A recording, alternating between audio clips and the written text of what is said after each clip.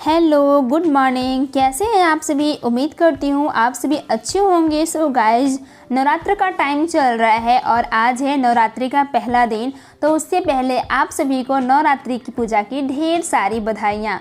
तो गाइज़, आपको पता है सुबह सुबह का सारा काम हमारा हो चुका था। उसके बाद हम माता रानी के लिए भोग बनाने जा रहे थे और भोग के प्रसाद में हम बनाने वाले हैं हलवा, सूजी का हलवा, और साथ में पूड़ी बनाने वाले हैं। ऐसे तो हम बाहर में रह रहे हैं तो हमें जितना आता है हम भगवान के लिए उतना कुछ करते हैं। शायद ये भी कम पड़े, बट कोई बात नहीं है। ऐसे भी कहा जाता है ना कि कुछ भी आए ना, बस भगवान को मन से श्रद्धा से कुछ भी चढ़ा दो, बहुत सफल हो जाता है। तो यहाँ पे हम सूजी वगैरह भूंज रहे थे और ये काम करने में ना मुझे बहुत ज़्यादा टाइम लग गया था, क्योंकि आपको तो पता है एक बेबी को संभालना और घर का सारा काम संभालना कितना ज़्यादा हार्ड है, और साथ में एक ब्लॉग को बनाना, ये तो आप सभी जानते ही होंगे। और ये काम तो इतना हार्ड है कि मैं आपको बता नहीं सकती हूँ। तो सबसे सिंपल ये मुझे रेसिपी लगा और मुझे बहुत ज़्यादा काम करने होते हैं। तो ये देखिए, मैंने पहले सूजी को हल्का फ्राई कर लिया घी में, उसके बाद चीनी वगैरह इसमें ऐड किया, और ऐड करने के बाद ये सूजी थोड़ा गले उसके लिए हमने पानी वगैरह इसमें ऐड कर रही थी। उसके बाद ना सुबह का दूध भी आया था, बट बेबी ना उसमें से ना पहले खा लिया था। तो हम सोचे कि माता रानी को भोग लगाना है तो जूठा भोग तो लगा नहीं सकते हैं। तो फिर हमने 5 रुपये का जो आता है ना पाउडर दूध वाला मिल्क शेक, वही डाले। उसके साथ हम यहाँ पे इलायची वगैरह भी हाथ से डाल रहे थे, क्योंकि उसकी खुशबू ना बहुत अच्छी आती है और खाने में टेस्ट भी बहुत अच्छा आता है। तो यहाँ पे इलायची का टुकड़ा हम डाल रहे थे। सारा काम ना कभी कभी करते करते ना एकदम से थकावट से ऐसा लगता है, बट काम तो काम होता है, उसमें तो आपको करना ही होगा। तो हमारी जो सूजी वगैरह है ना बिल्कुल अच्छे से बन गई थी, और ये देख कितने क्रिस्पी दिख रही है। और उसके बाद बहुत ज़्यादा टाइम लगता है ये सब करने में, और हमें तो सबसे अकेले करना था, और हम परेशान हो जाते हैं कि क्या पहले करना है क्या नहीं करना है। और ये सब आप वाकिफ़ होंगे कि एक हाउस वाइफ को इतना सारा करना कितना कठिन काम होता है, और जिनके घर में छोटे से बेबी होंगे उनका तो और ज़्यादा बुरा हाल हो जाता होगा। इस टाइम खाना खाना है तो अगले टाइम हो जाता है, और अभी पता है मैं आपको बताऊंगी तो आप लोग बिल्कुल शॉक्ड हो जाओगे। 10 o'clock तक मेरा पूरा काम ख़त्म हो चुका था, और उसके बाद हम पूरी तैयारी कर रहे थे। फिर हमारा सूजी का हलवा तो तैयार हो गया था। उसके बाद हम यहाँ पे रिफ़ाइन वगैरह आटा गूंदने के लिए रिफ़ाइन उसमें डालें तो ताकि थोड़ा खस्ता बने। और उसके बाद यहाँ पे हम अच्छे से आटा को मेल्ट कर रहे थे। उसके बाद छोटी छोटी लोई बनाए और उसके बाद पूरी छानने की तैयारी कर रहे थे। तो ऐसा कहा जाता है ना, माथे में पल्लू को लेकर ना ये कोई भी तेल वगैरह छान रहे हो ना तो आप उसमें कर सकते हो, ऐसी मान्यता है। शायद लोग मानते हैं कि ऐसा करने से जो हमारे जो कढ़ाई का तेल है ना वो थोड़ा कम होगा। पता नहीं गांव में ऐसे मानते हैं, तो उसी चीज़ को नियम को फॉलो कर रही थी मैं। यदि कोई गाँव से होंगे तो वो तो जानते ही होंगे, और जो शहर से मेरे वीडियोज़ को वॉच कर रहे हैं उनको पता होगा ये चीज़ बहुत ज़्यादा ज़रूरी है।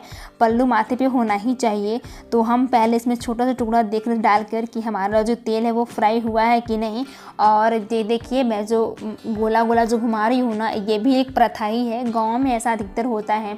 तो हम अपनी प्रथा संस्कार कितना भी क्यों ना शहर में रहें, लेकिन अपने संस्कार को बिल्कुल नहीं भूलना चाहिए। किसी को बुरा लगे या फिर अच्छा लगे, मेरा कहने का वो अर्थ नहीं था जो आप सोच रहे हैं।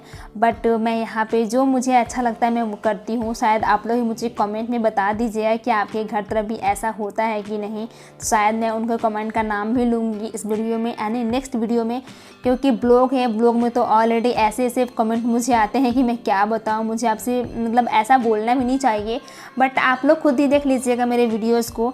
तो उसके बाद हम यहाँ पे बारी बारी करके पूड़ी को तल रहे थे, क्योंकि अकेले ही सारा काम करना पड़ता है।